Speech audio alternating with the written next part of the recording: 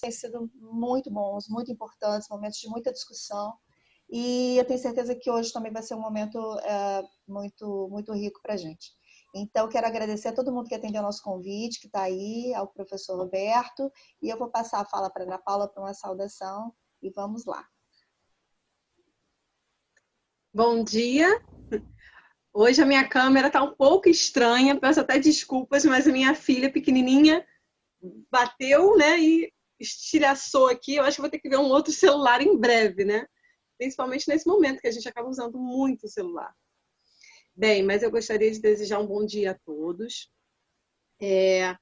Agradecer a presença de todos, né, para mais uma conversa sobre o referencial, nosso referencial, e agradecer a presença do professor que vai trazer contribuições, que aceitou esse convite, trazer essas contribuições, e desejo que a gente tenha uma boa manhã, uma manhã rica em debate, né, para aproveitar esse momento, que a gente possa aproveitar esse momento ao máximo. E o professor vai se apresentar, vocês colocam como a gente faz normalmente nas nossas rodas, coloquem as perguntas no chat ou se coloquem, né, disponíveis para conversar com a gente logo ao final da apresentação do professor Roberto. E professor, seja bem-vindo, podemos começar. Professor Roberto, deixa eu só falar uma coisa que eu não falei antes. Os colegas já estão se identificando lá no chat. Coloquem, por favor, seu nome, sua escola. E outra coisa, nós temos por hábito, até para ficar como registro para nós, gravar essas rodas de conversa.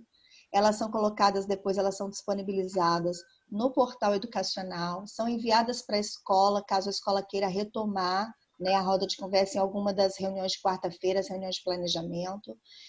Se você não fica à vontade com o vídeo, a gente vai pedir para você fechar o seu vídeo, tá? E, professor Roberto, eu não sei se a Ana chegou a comentar contigo que a gente tem essa prática de gravar. Eu queria saber se tem algum problema para o senhor de nós gravarmos a roda. Para nós é um registro interessante. Sem problema algum. Então tá ótimo. Então era isso mesmo, fique à vontade. Bom dia a todo mundo. Obrigado, Rosane, pelo convite. Obrigado, Ana Paula, pelo contato. Até a situação foi bem... foi bem peculiar, né? Não sei se vocês sabem, eu estava para participar de uma aula de um ex-aluno, né? Que hoje é professor do Estado, e ele me chamou para conversar sobre geografia e tal, com os alunos dele. E com 15 minutos de conversa, todo mundo fechado, e de repente começou a aparecer uma pessoa, era pelo Meet, se eu não me engano, acho que era pelo Google Meet que ele estava, e aí começou a aparecer uma pessoa e falar coisas esquisitas, não era nem nada tão fantástico, aí apareceu uma tela, eu falei, eu acho que temos um hacker. Aí ainda perguntei, e a pessoa falou assim, entrou com o nome de outra, né? Ela entrou com o nome de outra, e aí falou, continua falando aí, não sei o quê, não tem nada a ver. Aí eu estou vendo que tem a tela esquisita, aí eu saí. Aí eu saí, falei com o Thiago e tal, e ele falou, não tem nada, não, voltou, e era realmente o hacker, ele colocou tá aqui o ID de não sei quem eu entrei e tal.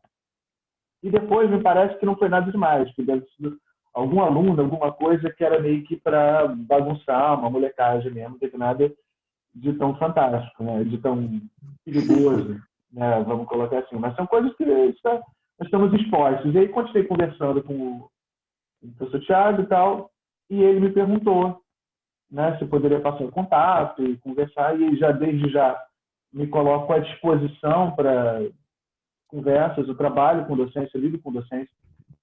Eu sou professor da Faculdade de Educação da FRJ, eu trabalho com didática de geografia.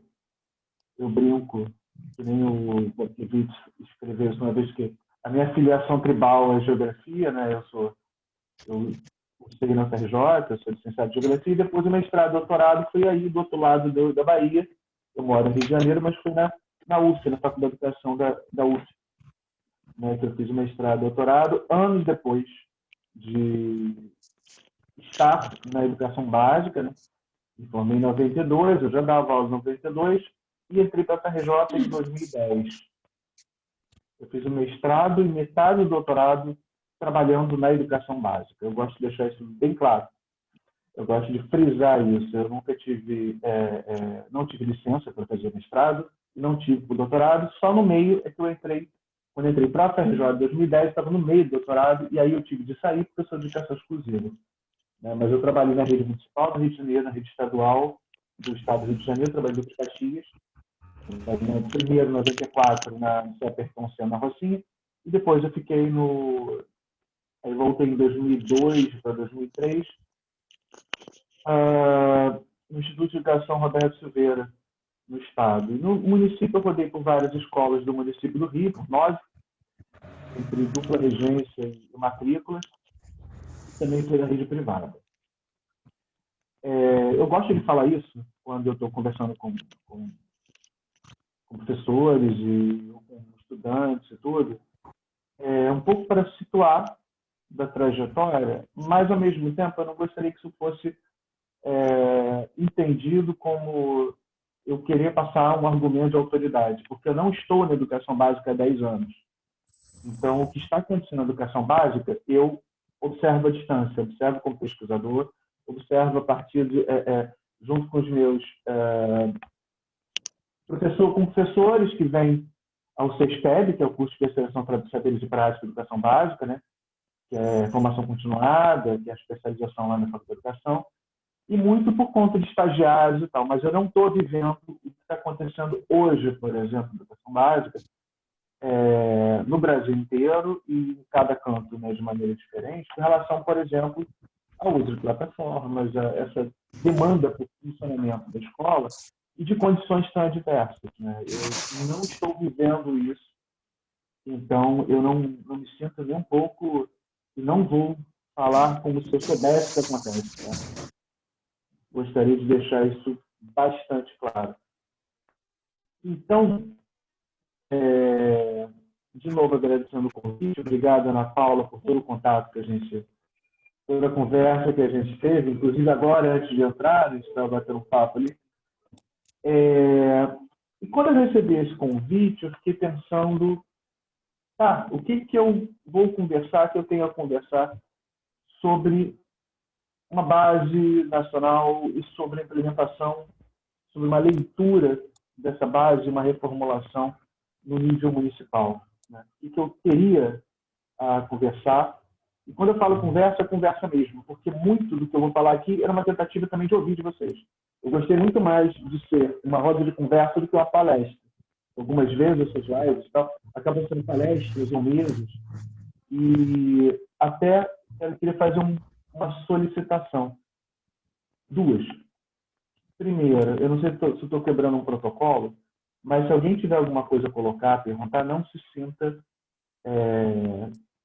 constrangido de atravessar, sabe? Queria falar no meio e perguntar alguma coisa. Segundo, na medida do possível, quando forem fazer alguma colocação, alguma pergunta ou comentário, apareça. Nem que seja só para eu ver, quando, sabe aquela coisa do Harry Potter, né? A fotografia que se mexe, claro. Pelo menos isso, porque se não puder, tudo bem. Se tiver problema de dados, tudo bem. Ou tiver algum constrangimento de aparecer em telas, tudo bem. Mas na medida possível, que apareçam, né? Porque outro dia eu brinquei numa reunião, essas coisas todas, fico me sentindo, quem é de biologia talvez entenda um pouco melhor, me sinto uma abelha bêbada. Eu fico olhando para esses mosaicos e tudo muito diferente do outro. É esquisito falar dessa maneira. Mas, enfim, eu trouxe para cá, eu fiz fiquei pensando muito, né, desde o convite, o que conversar sobre? Porque temos dois problemas. Eu tenho 2 problemas. O primeiro vocês estão quase que o momento de implementação dessa proposta curricular. Vocês estão vindo com conversas, vocês vieram numa construção dessa proposta. Ela não é a primeira vez que acontece, né? Eu pesquisei, fui olhar. isso já aconteceu em outros momentos, né? Produção de parâmetros ou de perspectivas curriculares aí no município de Niterói, o que não é comum em todos os municípios do Brasil. Então, existe, de alguma maneira, uma cultura de uma produção de propostas curriculares desenvolvida em Niterói. E, ao mesmo tempo, aí tem uma contradição que talvez por aqui eu consiga estabelecer alguns pontos para o diálogo, que é uma base nacional comum curricular. Isso sim é inédito. Ainda que tivéssemos diretrizes, que tivéssemos parâmetros, né, desde os anos 90, mas nós nunca tivemos uma base nacional comum curricular com esse nome, uma coisa com esse nome, com essa proposta e com força de lei. E nunca tivemos uma proposta curricular que fosse tão central nas políticas de educação. E quando eu falo que era central nas políticas de educação, não sou eu que estou dizendo.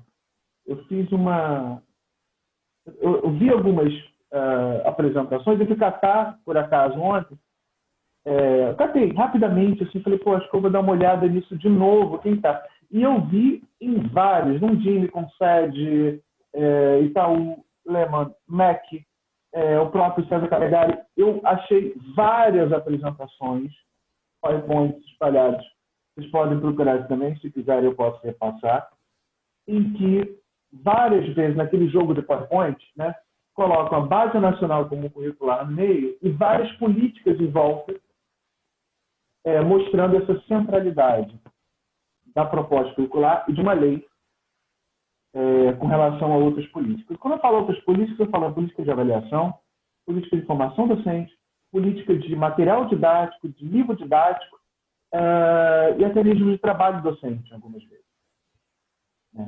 Então,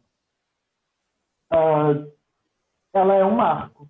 Ela é, de certa maneira não, ela é um fato político muito importante e acho que isso é legal para a gente, é um ponto importante para a gente pensar. Até porque, quando houve, se não me engano, vocês podem me corrigir se eu estiver errado, foi 2010, não foi? Que houve uma mobilização em Niterói para uma proposta curricular, parâmetros, não foi isso? O nosso último 2010, referencial é 2010. Isso. Então, isso não havia. Não havia isso como força de lei. Não estava colocado dessa maneira. Né? A base nacional como curricular começou a ser desenhada explicitamente, não vou nem falar do PNE, nada disso, mas explicitamente em 2015, de lá para cá ela veio sendo construída até que a sua implementação foi lá 18 e 19 para ser colocada definitivamente em 20, né, de vez. Isso passando por municípios e por estados. Estou resumindo bastante a história. Então isso é novo. Isso eu vi quando olhei a proposta curricular de geografia. Eu esqueci de falar uma coisa. Eu participei também no Conselho Estadual de Educação. Eu, a professora Andressa, do CAP da UERJ, o Rafael, do CAP da UERJ também, nós três fomos chamados para fazer uma avaliação, uma leitura crítica da proposta do Estado. Certo? Então, nós participamos, na época, a professora Malvina, presidente do Conselho Estadual, ela chamou várias pessoas, né, foi chamando, enfim, fórum EJA foi chamado, vários foram. Então, nós participamos muitas pressas disso, de fazer uma avaliação, e houve algumas audiências, então eu participei disso, e se vocês quiserem, eu posso mandar esse documento. E uma coisa que me chamou a atenção, quando eu olhei para o documento agora de Niterói, o documento de vocês, e olhei para aquele documento estadual, vou ser redundante, a centralidade na base. Vocês podem falar, mas não é lei? Não é para fazer uma leitura dos estados e municípios da própria base e colocar contribuições? Sim. Com força de lei. E como isso vem se desdobrando? Sim. Como isso acontece? Aí que são algumas questões que eu acho legais da gente conversar. Né? E aí eu vou começar lembrando de um poema de um curitibano recentemente falecido, Paulo Leminski. Não sei se vocês, acho que vocês conhecem, mas eu gosto muito dele, e desse plano especificamente. O barro. Leminski, no barro, ele fala assim, é curtinho. O barro toma a forma que você quiser. Você nem sabe estar fazendo apenas o que o barro quer. Então, eu lembrei muito desse poema do Leminski. Por quê? E aí eu fui lembrando de Eduardo Galeano, Stanislau Ponte Preta, eu fui lembrando de vários, como que a arte aparece na frente, né, muitas vezes. Por quê? Eu acho que a arte, os artistas, eles estão mais dispostos a estranhar o que acontece do que muitas vezes nós nas escolas, e nós nos campos científicos, nos campos academicamente construídos, né, legitimados, construídos. Eu lembrei de Stanislau Ponte Preta naquele conto da Lambreta. Vocês conhecem? Vocês lembram dele? Não? Estou perguntando, não estou vendo os rostos. Mas o poema da Lambreta tem uma velhinha na fronteira que passa todo dia com a lambreta e um saco atrás da lambreta. E o cara na alfândega, ele fica olhando e acha aquilo estranho. Acha muito estranho. E ele todo dia pega, abre e só tem areia. Pega, abre e só tem areia. Estou resumindo, tá? Porque o Sérgio Porto, lá, Stanislau, era fantástico. E um belo dia, o fiscal da alfândega não aguenta mais. Pergunta, minha senhora, aquela velhinha, minha senhora, por favor, você passa todo dia aqui nessa lambreta com esse saco. Eu não aguento, mas tenho certeza que você tem alguma coisa nesse saco. Você faz contrabando de alguma coisa. Não é possível. O que você tem nesse saco? Aí a velhinha olha para ele e fala assim, posso falar mesmo? Você não espia, não? Aí ele, não, pode falar. Ele, é lambreta. Foi contrabando de lambreta e não do que estava no saco. Então eu passava com uma lambreta. Então é um pouco isso, né? De ficar olhando às vezes para a lambreta. Estou olhando o saco e não para a lambreta. E também Eduardo Galeano. Eu vou queimar logo os três aqui, depois eu pode continuar conversando. Mas Eduardo Galeano, quando ele fala do banquete, né? Que o cozinheiro junta todas as aves e fala assim, olha só, vai ter um banquete, vocês podem escolher o molho com que vocês vão querer ser cozidos. Aí uma ave levanta e o Galeano fala, provavelmente um milho de galinha, e fala, mas olha, eu não quero nenhum tempero. Eu não quero ser cozido, não quero tempero nenhum. Aí o cozinheiro fala, mas isso está fora de questão. Então, eu fico pensando, muitas vezes, me bateu muito na leitura do documento, e isso não diz respeito à qualidade dele. Eu não vou fazer nenhum julgamento de valor. Talvez, num outro momento, a gente possa discutir isso mais à frente, vindo perguntas, mas eu não vou discutir certo, errado, conceito, isso, aquilo, não acho que não cabe aqui. Eu quero pegar um pouco mais de estrutura depois. E onde que essa proposta ela se dá, em que contexto ela acontece. Né? No contexto vocês estão inseridos, nós estamos inseridos. Então, a minha pergunta é, qual é a nossa margem de manobra e como é que nós moldamos? O que moldamos quando moldamos o barro? Né? Quando nos é colocada a possibilidade de colocar salsa, colocar o tempero. Quando nos é colocada a possibilidade de mexer, de contribuir em algo que já chega com força de lei, que já foi construído em instâncias completamente alheias às nossas esferas de atuação. Que implicações isso tem e qual é a nossa possibilidade de mobilidade? E digo mais ainda, para que mobilidade? E essa é uma outra pergunta. Então,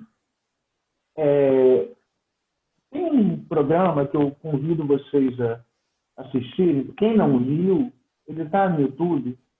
É um debate muito bacana, porque é um debate de concepções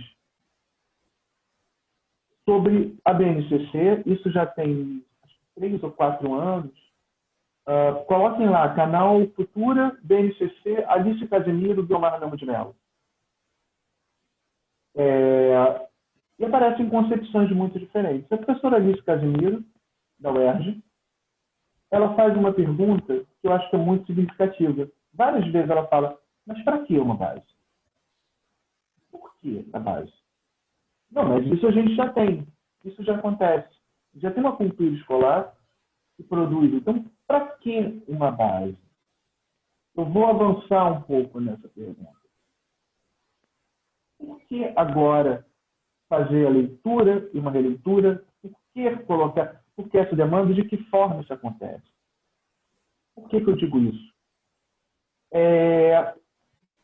Quando em 2016 para 2017, na verdade 2016, né, houve a medida provisória 746, que colocou toda a questão curricular, toda a organização curricular como responsabilidade da base, depois dessa medida provisória, ela foi assinada, foi ao Congresso em setembro.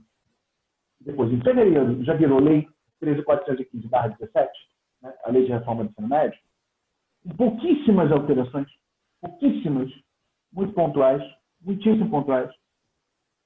Ela colocou a Base Nacional Comum Curricular como sendo aquilo que ia dizer o que são conteúdos, o que vai acontecer e tal. E de uma maneira aparentemente contraditória, a propaganda do governo federal que veio a partir de 2017, da reforma do ensino médio, veio junto com, também tocava no ponto da base. E aí tem uma propaganda que é muito bacana, ela tem quase que 1 minuto exato, vocês devem lembrar disso, essa propaganda, que apareciam 2 crianças, uma em cada canto do Brasil, paisagens diferentes, né, para ser bem geográfico aqui, mas paisagens diferentes, e aí elas seguindo indo para a escola e uma sala. Aí termina essa propaganda com a seguinte fala. E aí teremos agora uma base nacional curricular igual para todos. E isso é bom. Quando a base da educação é a mesma, as oportunidades são iguais para todos. Essa frase final, ela é muito emblemática, ela expõe muito bem o sentido da existência da base. Eu não vou voltar para uma história de construção da base, não vou voltar lá para a Inglaterra, para a República Australiana, nada disso. Vou parar aqui no momento atual. E, ao mesmo tempo, ela também expõe uma concepção. Primeiro, a base da educação é o currículo. Segundo, o currículo é o que está escrito e prescrito no documento. Eu não vou nem discutir a questão das oportunidades e também não vou debater aqui dessa equidade, de ser igual para todos e isso significa que as oportunidades são iguais. Não vou nem entrar nesse mérito. Eu quero pegar só essas 2 ideias. A base da educação é uma questão curricular, primeiro ponto. Segundo, a questão curricular ela passa necessariamente por um documento prescrito, um documento de prescrição, porque esse é o sentido, né, da base, ainda que não seja, não estou falando ainda de Niterói da proposta de vocês. Tá? Estou falando em cima de que material vocês tiveram que se debruçar para trabalhar, para fazer as inserções. Então, essa é a primeira questão, essa primeira questão importante. Ela é importante porque ela está na esfera não somente das políticas, não está somente nas políticas, mas ela é um pensamento político. E ela está na discussão, por exemplo, no campo da educação. Está colocada, e isso independe de ser à direita ou à esquerda, não é isso. Vou colocar aqui um debate muito simples. Um debate muito simples que vem desde os anos 80 e que, de certa maneira, retoma hoje. Eu não vou nem colocar como oposição, não é oposição, estou como diferença.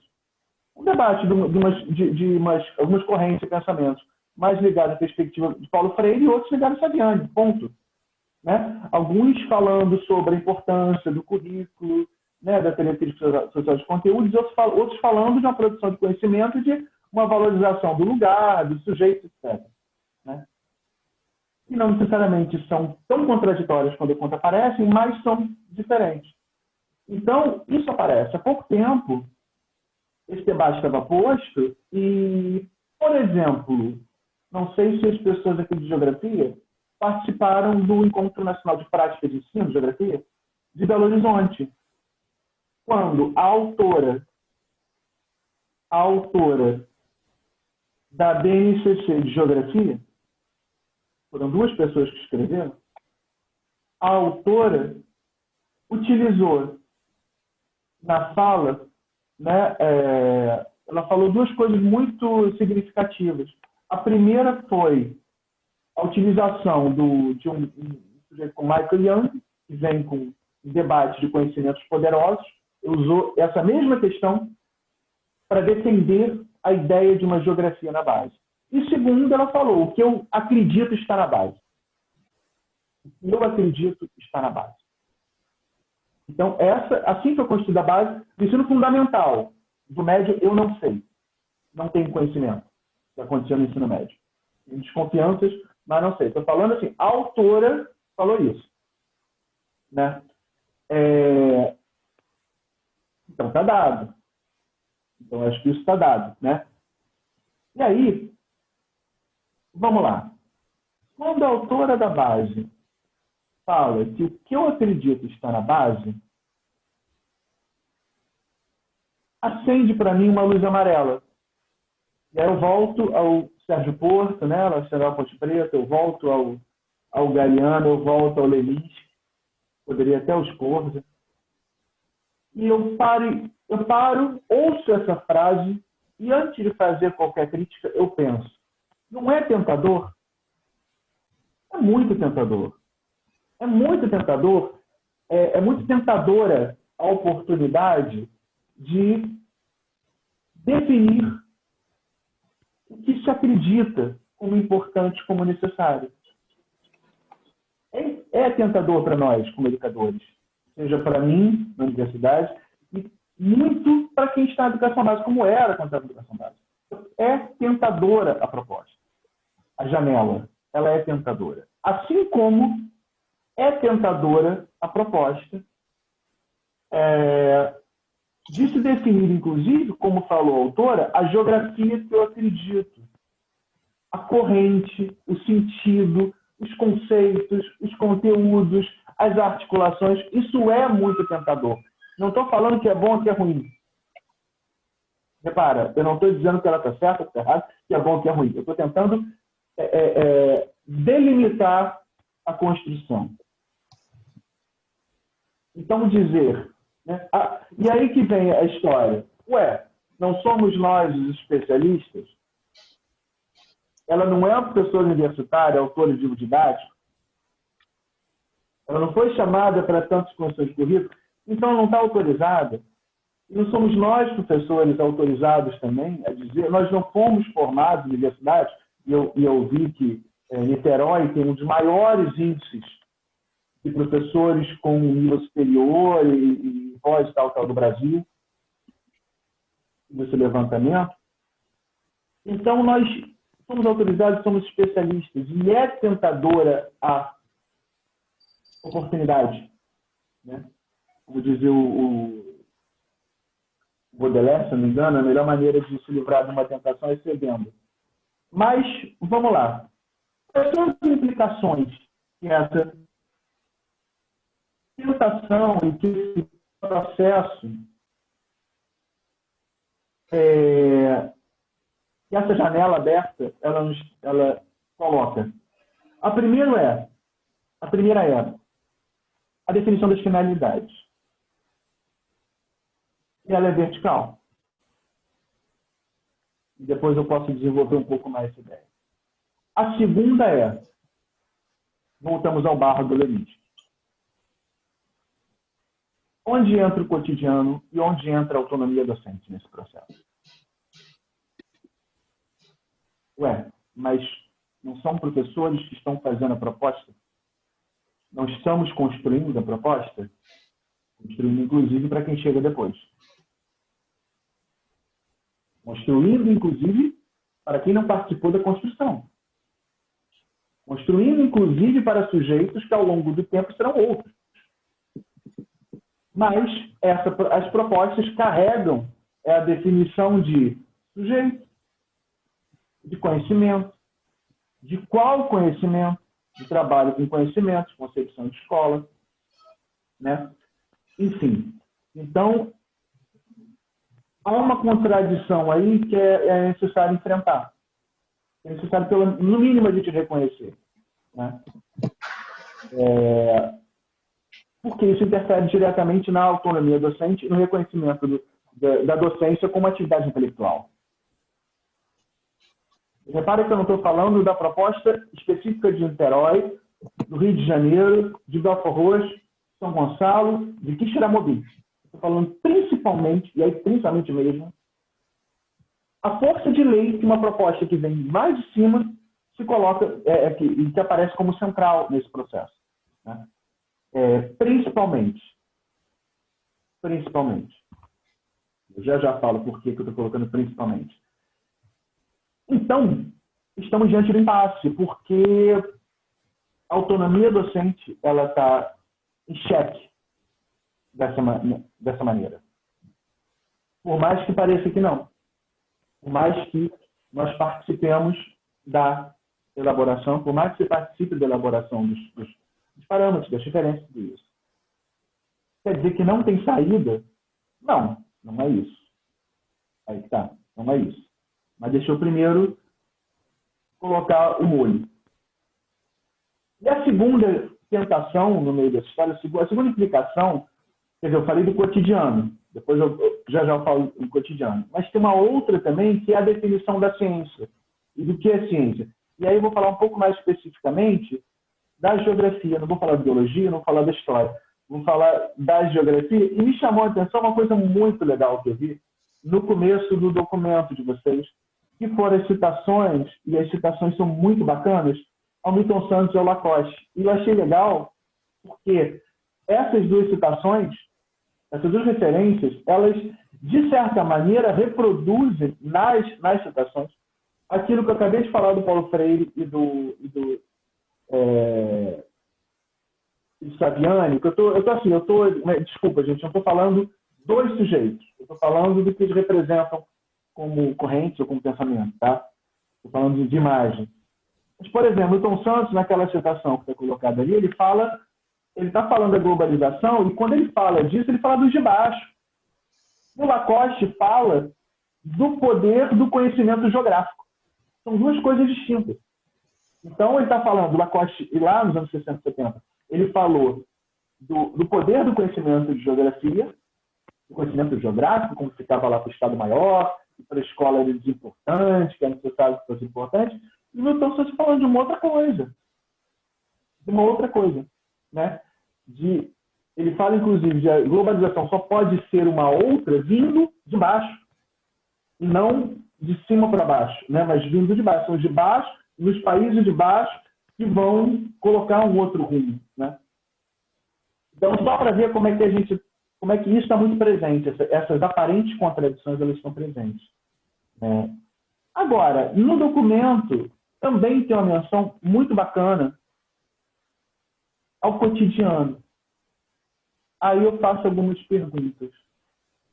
Eu faço para vocês, eu não vou responder. Eu coloco para vocês, porque são perguntas que a gente pensar. É possível a gente definir qual é o cotidiano? Já que a gente fala de cotidiano. É possível a gente falar qual é o cotidiano do aluno?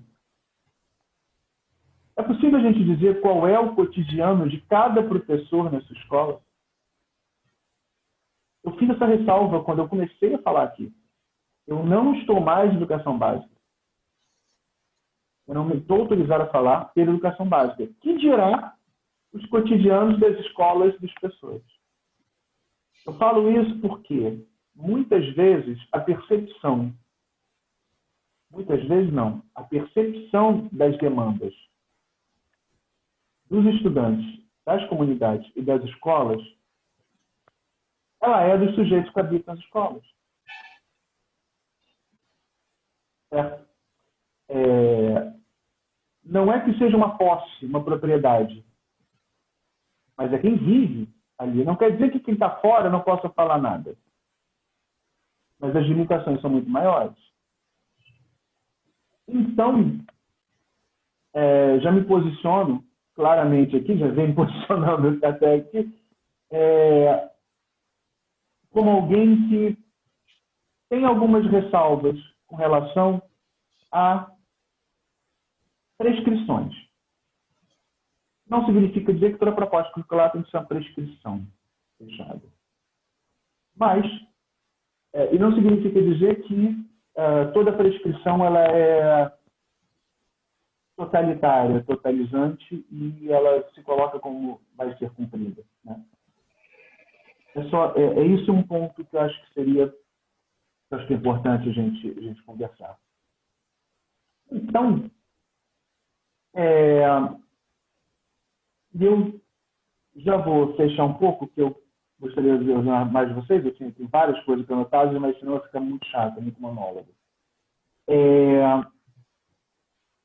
aí, vamos lá. O que nós fazemos quando observamos uma coisa de maneira pontual? E eu digo de maneira pontual que nós temos uma demanda, uma possibilidade de produzir um currículo de geografia, definir quais são os conteúdos de geografia que vão aparecer. Isso é pontual. Isso é pontual. O que não seria pontual? O que não é pontual é a gente entender qual o contexto onde isso está inserido e a que serve. Que barco é esse? Onde é que se relaciona velhinha, lambreta e saco de areia? Sabe? Quem é o que é cozinheiro, o que é molho, o que é tempero, o que é caldeirão, o que são as aves e onde isso acontece. Eu não sei se vocês viram, tem um filme que eu tenho algumas ressalvas, mas eu gostei dele. Vou fazer, não é propaganda da locadora Netflix, mas agora virou, ele está aparecendo, que é o Social Dilemma, né? O Social Dilemma, que é o dilema das redes. Uma crítica que eu tenho a esse filme é que ele trabalha de maneira muito pontual. Ele trabalhou, ponto, a rede e os programadores. Não pensou em ciberespaço. Não falou internet como uma rede. Então, trabalhou rede social dentro daquilo ali. E aí passou muito rápido. Por que isso? E eu pergunto, como pergunta final, BNCC é só uma definição de conteúdos? Uma base nacional é só definição de conteúdos? E o trabalho de fazer essa adaptação na esfera estadual e municipal, ela é só um trabalho de definição de conteúdos? Eu acho que não. O que está em jogo? Primeiro, antes de tudo, uma concepção de currículo. Isso é um ponto para a gente conversar. Quando eu falo concepção, não é só o que é currículo, mas o que serve, onde se insere, quem são os sujeitos, e qual é a concepção de conhecimento que está nisso. A segunda questão que está em jogo, quando se define ou não conteúdo, é onde ficam os docentes. Onde fica o caráter profissional da docência e o caráter político da docência. Terceiro, qual o lugar, qual o papel, quais são as concepções e definições de crianças e jovens? Né? Num documento que eu vi aqui, há uma discussão bacana com relação a principalmente infância, depois um pouco mais de adolescência. Mas e aí, quando chega na definição do currículo em si, onde que essas coisas dialogam? Qual a definição que está em jogo? O que são as políticas? Que políticas e a que mais isso está vinculado? E quais são as práticas discursivas e quais são os elementos discursivos que fazem com que muitas vezes a gente naturalize essa história e não perceba o que está. Por exemplo, eu vou colocar duas questões aqui básicas da base, para ser bem redundante. Uma delas, ela está toda montada em cima da pedagogia de competências e habilidades. Você já deve ter discutido isso por aqui outras vezes com outras pessoas. Mas ela está toda montada em cima de competências e habilidades. Isso não é pouco. Isso não é pouco. Segundo, ela está justificada na ideia de direito de aprendizagem. Isso também não é pouco. Tanto as competências e habilidades quanto direitos de aprendizagem desmontam concepções de educação, de currículo, de escola, de docência, de sujeitos de educação que nós tínhamos até então. Que nós vínhamos trabalhando e que muitas vezes aparecem nas nossas justificativas para lidar com a própria base. Por isso eu comecei trazendo o limite. Colocar uma coisa muito simples. Cadê o direito de educação? Virou direito de aprendizagem? nesse momento agora, nós não discutimos, ou muito pouco, o debate sobre educação e o papel da educação em tempos de pandemia, para brincar com o Gregório de Viver, né, nesses tempos de pandemia, esse papel da educação sentido e o que fazemos com professores, ele ficou colocado em segundo plano, já está posto. Foi criada até uma hashtag, aprendizagem não pode parar. O que significa a gente discutir uma proposta curricular que está centrada na ideia de aprendizagem e, pior, de direito de aprendizagem? E eu já falei, pior, né, estou me posicionando. Direitos de aprendizagem. Qual o lugar, o que significa essa gramática jurídica colocada para o currículo? O que significa uma gramática empresarial colocada para o currículo nas competências habilitantes? Isso não tem a menor implicação, não diz nada, não tem a menor influência quando nós discutimos qual é a geografia da base, quando nós discutimos o que vamos fazer com a geografia que vem na base, o que vamos adaptar ou vamos superar quando fazemos nossa proposta. São algumas pulgas atrás da orelha que eu gostaria de compartilhar com vocês para a gente conversar. Eu vou fechar aqui com algumas propostas, para não parecer que eu sou só colocando um quadro que eu considero complicado, mas o que seriam propostas, então? Não se trabalha? É uma lei? O que faz? Como que a gente pode pensar não ferir a autonomia docente e, ao mesmo tempo, trabalhar em algo que, se não fizer, alguém vai fazer por nós, e trabalhar em algo que, poxa, é um município e é uma proposta entre meus pares. Né? Como é que a gente lida com essa, pode lidar com essa contradição? Eu tenho algumas propostas suspeitas. Umas pistas, talvez.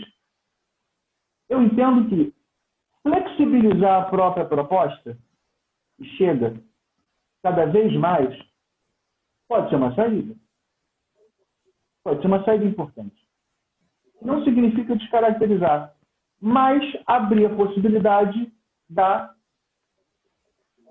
criação política, da criação da docência. E quanto mais eu restringo naquilo que deve ser ensinado, quanto mais eu sou pontual, mais eu estou prescrevendo para quem vai trabalhar com isso. Mais eu estou deixando a possibilidade disso ser cobrado nos direitos de aprendizagem, ou numa avaliação externa, ou etc. Ao passo que, conforme eu flexibilizo e coloco propostas com uma perspectiva de diálogo, ainda que seja um currículo com uma lógica prescritiva, quanto mais eu amplio, mais eu permito que ele possa ser ressignificado ou que ele seja mais dialogado no próprio cotidiano, que dialogue com o cotidiano. Né? Então, se a gente consegue, e essa é uma proposta, se a gente consegue sair da lógica da contribuição ou da adaptação e a gente consegue tentar caminhar na lógica da quase que uma autofagia, digamos assim, na lógica da apropriação e, de certa maneira, por que não, da subversão, que não é necessariamente um enfrentamento, mas é uma leitura mais ampliada e com a centralidade no cotidiano e no fazer e na autonomia, eu acho que a partir que esses pressupostos eles não vão resolver algo que chega com força de lei. Eles não vão resolver algo que chega num contexto altamente regulador, mas podem podem ajudar a permitir uma construção cotidiana de práticas, uma construção cotidiana de conhecimentos, uma construção cotidiana de sentidos para a escola, para o fazer, né? Nas escolas e para o próprio trabalho docente, para o próprio magistério, para o ofício docente. Enfim, são essas algumas contribuições. Eu espero que eu tenha conseguido abrir mais janelas do que fechar, né? E, enfim, estamos aí para a roda de conversa. Desculpa se eu fiquei um pouco demais, se eu fiquei muito no monólogo, mas estou aí aberto para as conversas, o tempo que vocês quiserem.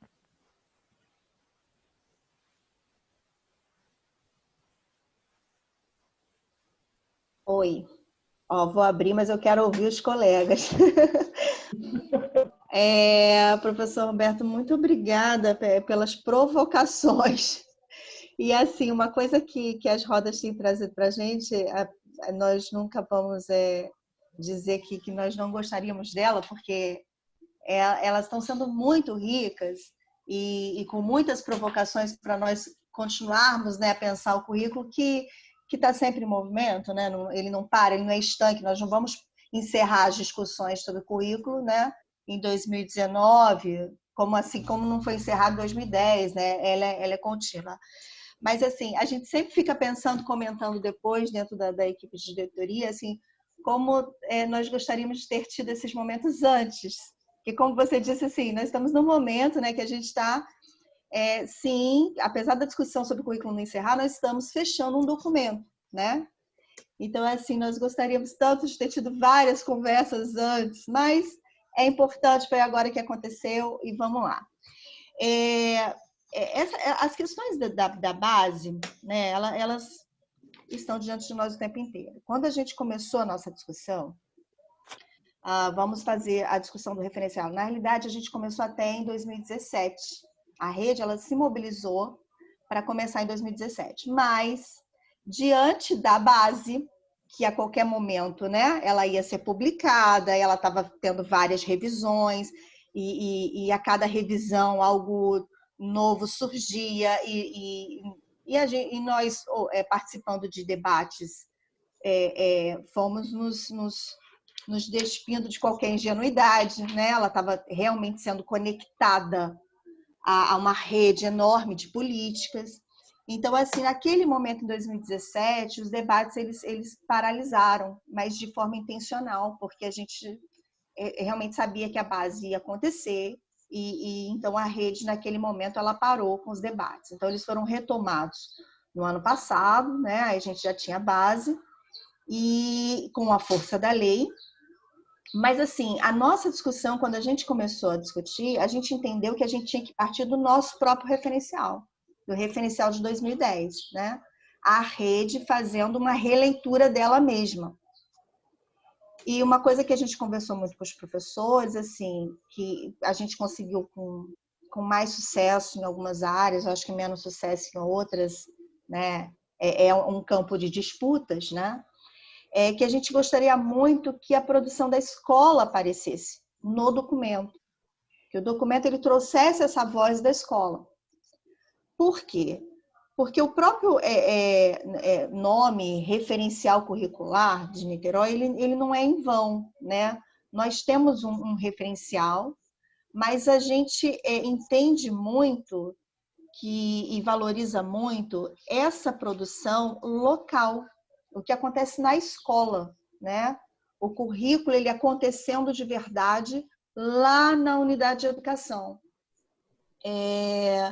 Então, a gente queria que isso viesse para o documento de alguma forma, mas entendendo também, e eu adorei a comparação com o Barro, que é isso mesmo, né? Eu acho que a maior parte do nosso corpo docente entende assim, nós temos um referencial, mas, assim, a produção do fazer docente, não só do fazer docente, mas do próprio currículo, ele está acontecendo lá no chão da escola, né? Nesse cotidiano que não é igual. Por mais que a gente fale de um cotidiano do aluno urbano, ele não é igual na nossa escola do José de Anchieta, lá dentro do Caramujo, para a nossa escola que fica no Barreto, né? São realidades diferentes, né? Por mais que a gente tente falar de algo que seria semelhante, por exemplo, como a cidade, Na realidade, nós temos inúmeros universos dentro da cidade, né? Agora, e aí a nossa proposta foi, a gente partiu do nosso referencial, buscando a sua voz da escola, mas em diálogo com a rede, com a base, né? Esse diálogo ele precisava ser feito. E não foi uma coisa fácil, não foi uma coisa simples, porque, por exemplo, como você bem disse lá no início, a gente percebe que ela está conectada, né, a vários outros programas, ela foi conectada, e uma coisa que apareceu muito nas nossas discussões, por exemplo, mas assim, essa mudança aconteceu nos livros didáticos, né? Porque ano passado também foi ano do PNLD, né? Nas escolas de terceiro e quarto ciclos. Então, assim, nós tivemos acesso às coleções, e inclusive só foram aprovadas aquelas que, de alguma forma, foram consideradas de acordo com a base. Então, assim, essa foi uma questão que muitos professores trouxeram para nós. Mas, assim, como assim? Nós tem algumas mudanças que não tem como ser ignoradas, porque elas foram adotadas pelo livro. Por mais que a gente entenda que não é o livro que rege o nosso planejamento, em muitas situações, o livro ele se torna assim, um dos principais apoios do professor, né? Dos principais, assim, geralmente é aquele que há alguns anos não vai faltar, né? O professor quer ter muitos recursos, mas geralmente aquele recurso que não falta é o livro. Então essas discussões foram trazidas, mas assim os livros estão assim. Então não são poucas as conexões que nos pressionaram em relação à base. De qualquer forma, o nosso ponto de partida, como eu te disse, foi o referencial de 2010. Nós dialogamos com a base, nós não queríamos que ela tivesse uma força de imposição do novo referencial, mas ignorá-la como fazer, né? Eu acho que a gente volta para o barro, a gente tem ali o barro e a gente tem que fazer alguma coisa com isso, mas entendendo também que ela está relacionada a uma... Ela se tornou centro, como você bem disse, de várias políticas que estão engendradas agora, né? Só a gente... Nem vou entrar nesse assunto aqui, mas só para pontuar, como o próprio IDEB, que foi divulgado na semana passada, já com as novidades dos próximos exames, abordando também as outras disciplinas, além de português e matemática. Então, assim, né, estão conectados e é uma engendragem que vai realmente fechando, né, cerceando o fazer docente. Eu acho que é lá no chão da escola mesmo que existe o espaço para autonomia, para ainda se tentar dar uma outra modelagem. Mas, assim, existe, sim, conexões que a gente percebe com muita clareza que estão se fechando e se respaldam em discursos muito bem formulados, né? Que não são... não tem um propósito muito definido. Eu acho que é isso, eu vou abrir para os outros colegas para não continuar falando, porque eu fiz algumas anotações, mas também entendo que não é uma discussão que finaliza, né? Ela permanece e é importante a gente sempre se deixar despir de qualquer ingenuidade, né? Nós educadores, assim, entendendo quais são as intenções. Todo discurso ele está fundamentado em uma intenção, né? Ou toda intenção é fundamentada num discurso. As palavras não estão ali à toa, né? Mas eu vou abrir para os outros colegas aí falarem, ou para o professor falar também, não sei. Vamos lá. Vamos circular um pouco mais.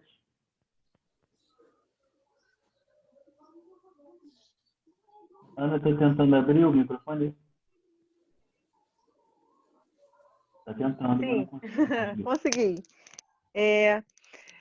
Eu fiquei pensando, eu não participei diretamente do GT, dos grupos de trabalho, né, para o referencial, porque eu estava de licença maternidade, mas lendo, né, eu conheço, claro, o nosso referencial, a nossa proposta de referencial curricular, e sempre quando penso em currículo, e numa possibilidade de flexibilizar esse currículo, eu penso na importância do professor, mesmo que às vezes esse currículo não necessariamente esse, né? Mas ele tente moldar o nosso fazer docente, como a importância, a consciência desse professor, né, do papel dele em sala de aula, em tentar ter um olhar mais abrangente sobre a realidade do aluno, a realidade da escola e a realidade desse próprio professor, tentando fazer com que o conhecimento, a aprendizagem, e mais que isso, a educação, de uma forma assim, bem ampla, possa dialogar com essa realidade, sabe? Para a gente não formar simplesmente um aluno, mas pensar em outras questões de uma forma mais amorosa, mais atenciosa, e pensar mesmo na educação como direito à cidadania, sabe?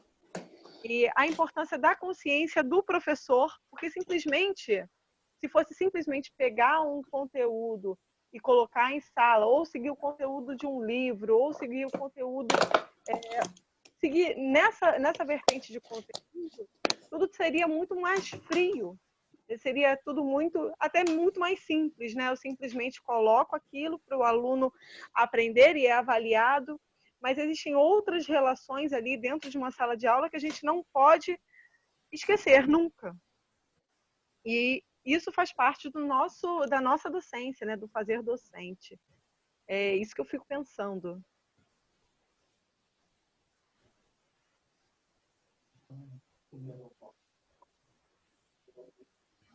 Pula, comento, falo, volta, Rosane.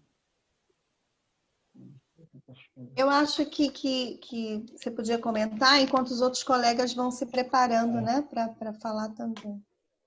Tá. Eu vou juntar um pouco o que vocês duas falaram. Assim. Primeiro, tem uma palavra que vocês não usaram, mas acho que está nos dois. Nas duas falas, que é a questão da autonomia. Né? A autonomia docente ela existe como um horizonte, mas ela, de fato, não existe. Eu não apareci, não? Só um minuto aqui. Pronto. Fechei. Mas isso o que não é um problema. Né? O legal é a gente observar os elementos que compõem, que pressionam os vetores que compõem o nosso fazer. Né? Eu não conheço. Não são os únicos. Né? Um deles, por exemplo, é a nossa formação acadêmica. Nós somos influenciados pela nossa formação acadêmica. Né? Nós, quando vamos para a escola, vamos influenciados por ela. Porque trabalhamos ali. Outra, você colocou, né, Rodrigo? São os livros didáticos. Outra são as demandas da própria comunidade. Né? Outras são as políticas de avaliação. Então, e outro currículo. Né? Então, tem uma série de elementos aí em volta que compõem, que influenciam a nossa ação. Tem nosso próprio entendimento do que é escola, nossa vida como estudante, e depois volta para a escola como professor, descarrega uma série de imagens em relação a isso. Né? Tem a cultura escolar, que você pode chamar de cultura escolar, né? Que são a ordem, os mecanismos, os valores, os conhecimentos que a gente entende que são próprios da escola, e que isso não precisa estar escrito num currículo, mas que nós entendemos que são próprios. Então, isso tudo influencia o nosso trabalho. Né? E, ao mesmo tempo, não significa dizer que nós somos robozinhos que por conta disso tudo, estamos, né, agindo do mesmo jeito. Não, cada pessoa trabalha de maneira muito diferente. Tem ideias muito diferentes porque é a conjunção disso tudo e suas próprias trajetórias de vida. Né, e seus próprios encontros. O que se coloca hoje é um movimento muito forte de tentar apagar o que são diferenças. De tentar apagar e se padronizar o que acontece na escola. Isso não vai acontecer de maneira total, mas pode acontecer de maneira muito forte. Está acontecendo. Está acontecendo porque esses movimentos eles são articulados e vão em diversos campos. Se a BNCC ela é central, a BNCC ela não define o que vai acontecer, mas uma política de avaliação pode definir. Então, a política de avaliação passa a ser uma política de currículo. Né? No caso, eu sou de geografia, o pessoal que é de geografia pode não sentir muito, mas quando a geografia passar a fazer parte do PISA, do IBEB, etc., vai começar a sentir mais. E quando isso estiver ligado diretamente à remuneração, vai sentir mais ainda. Quando isso estiver ligado à remuneração e ainda for menos tempos de aula para mais turmas, vai sentir mais ainda. Porque vai precisar dar conta disso muito rápido. E as próximas gerações que vierem formadas por uma base nacional comum de formação, a BNCC de formação, pautada na BNCC, o próprio trabalho docente já vai começar, vai ter uma influência muito maior, vai ser muito mais, como é que eu vou dizer? Há uma pressão para que esteja mais conformado a essa lógica padronizante. Então, a gente vive um momento muito complicado nesse sentido, né? Muito complicado.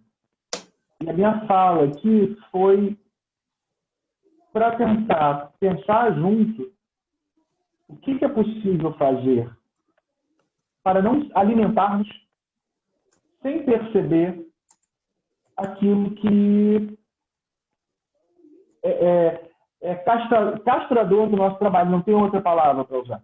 Aquilo que castra, que limita, que tenta padronizar, tenta roubar, inclusive, os sentidos do nosso trabalho.